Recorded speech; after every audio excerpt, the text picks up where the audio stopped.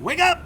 What up, everybody? Welcome into Wake Up Warchant. This is really weird. I know I just threw you for a loop. You don't know what's going on. It's very strange. We're doing a YouTube video. We're also using this audio as first half of the podcast that's going to be rolling out there for you on Thursday. I'm Aslan Hajivandi. He is Corey Clark. We work for Warchant.com. Use the promo code Warchant30. Gets you 30 free days of access to the ultimate Seminoles sports source. We are at the Civic Center where Florida State just won a basketball game a few hours ago. This is how we normally record our podcast, too. We stare into a camera at the Civic Center. But if you attend a Florida State game, whether it's baseball, women's basketball, football, they do a little trivia stuff in between the timeouts, and they're like, hey, welcome into the trivia. I'm Bob here with Sue Ann, and what was the score of the 1996 Florida State-Florida game? And, anyhow, it's being sponsored by somebody. 24-21. Yeah, there you Florida go. State. So they're doing the first it on one, the the second floor. one, Florida won in the Sugar Bowl. Yeah. They're doing it on the floor, so we're in this It's really odd that they're area. doing it on the floor after the game. Yeah. It's bizarre, but that's fine. Whatever. Anyhow, so this is a podcast, but it's also a video you're watching on YouTube. We don't have a lot of highlights. We don't have any highlights because we're not allowed to show you that sort of stuff. But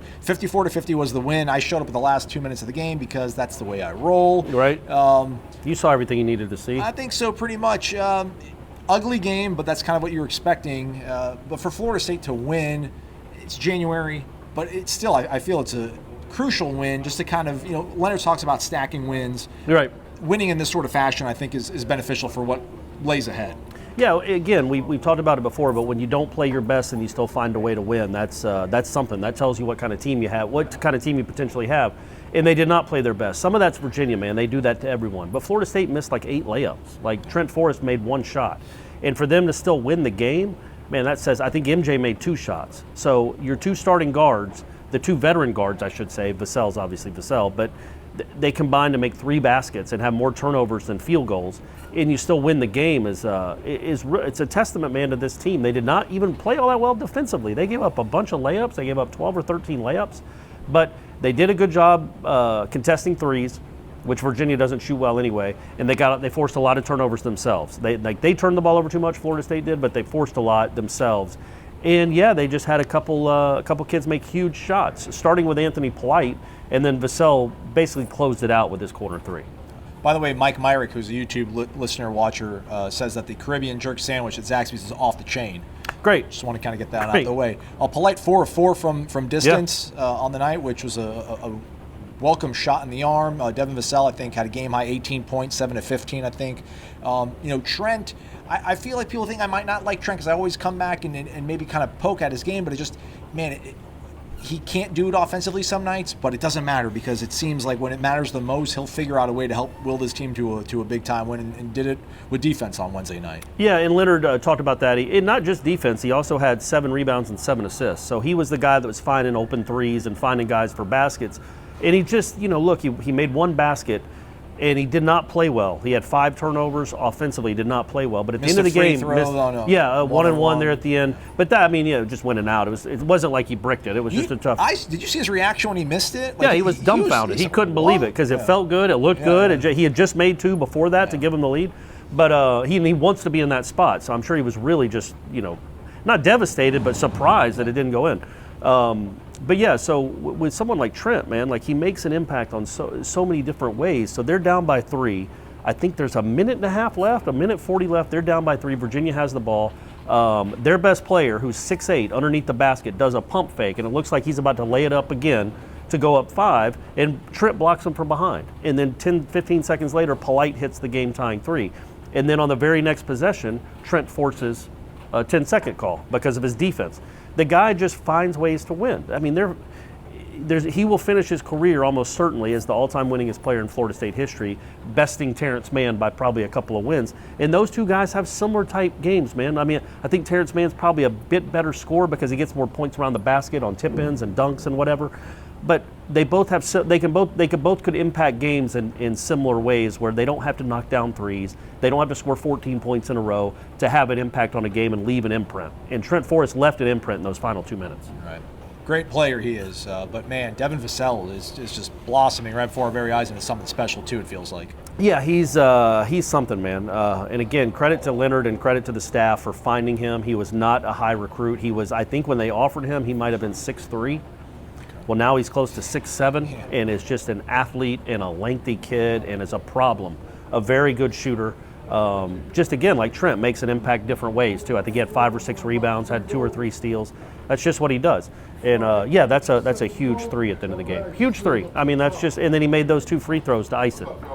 I don't know that he's been in a situation like that before, honestly, where he's up by 2 with 5 seconds left, 1-1 in that situation. He iced it. He made both free throws. So that's the guy, I think, as we move along here and they're in similar situations, it'll be MJ, it'll be him, it'll be Trent you're trying to get the ball to. And I guess Anthony Polite, because that dude was as clutch could be on Wednesday night. Is it hokey? Like, am I overstating it when talking about, like, winning in this sort of fashion is important for getting you kind of battle tested for what lies ahead in March? I mean, it was an ugly game, and there was moments where they could have lost that game, but they figured out a way to win it. Yeah, and like Leonard said, he's like, people will say it wasn't pretty, but it was beautiful to me. And again, I think there's something to that. It's easy to win when you're playing well, and it's easy to win when you're playing a team that isn't like a vice grip. I mean, it's annoying to play those guys. You think it's annoying to watch it. Imagine having to play against it. It's just awful. And so for them to be able to find a way to win that game after finding ways to beat Clemson and beat Georgia Tech and win at Louisville in different styles, yeah, I think it gives you a good feeling maybe going forward that okay, they can play a bunch of different types of styles and still find a way.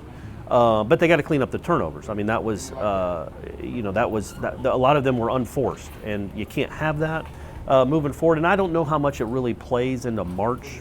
Like, it's such a weird one-off scenario, the NCAA tournament. A team gets hot from 3. It didn't matter that you played Virginia 54-50 in January. But I think it does give them confidence that, even when they don't play their best, they can find a way to win, and they can find a way to win from different people. Nobody expected Anthony Polite to score 14 points. He was the second leading scorer in the game, I think, certainly second leading scorer for Florida State. But with MJ having a bad night, with Trent having a bad night, Patrick Williams playing 9 seconds in the first half because of foul trouble. Anthony Polite scores 11 in the first half to give them a lead, and then hits the big 3 to tie it. I mean, that's what Florida State is, man. It's a bunch of parts. I just think, you turn the ball over on a night like this, you're just more wise to not do it, when you're in another crucial moment that lies ahead. And I mean, the last thing for me is just, and again, it kind of sounds hokey, but man, if you're a Florida State fan and you're here, pat yourself on the back. That was, I mean, I know you're locked into it, you're working, you're at the laptop. I was kind of just hanging out in the concourse, but I mean, this place got so loud at the absolute appropriate time, and it shook Virginia. They felt it, and it absolutely incredible environment that the fans put on. And it's weird too, because you don't think of this place as like a house of horrors or the pit or anything like that. Well, they're 58-3 in their last 61 home games. Get some. Now, all of them haven't been those types of atmospheres, but there've been a lot of them. I think back to Virginia Tech last year where they were down big at the half and came back. And when this place is into it and loud, I'm telling you, I've been to every venue in the ACC. It's as loud as any place. It really is. It's as loud as Cameron. Cameron just feels different because the students are right there and they're being goofy. Right. But it doesn't get any louder in Cameron than it does here for a moment like Vassell's 3. I mean, that was just it. And the thing with the Vassell 3 was everybody saw him open. So like the Polite 3 was almost like everybody cheered, but it was like a surprise cheer. Like, wow, he's going to take that? Oh, it went in? Oh, we're tied? Yeah. That game, that shot, everybody's like, oh, we're about to win the game if he knocks this down. And that place exploded. And it can be it's a really tough place to play, man, when the crowd is into the game, and they were into it tonight. And the students, man, the students show up.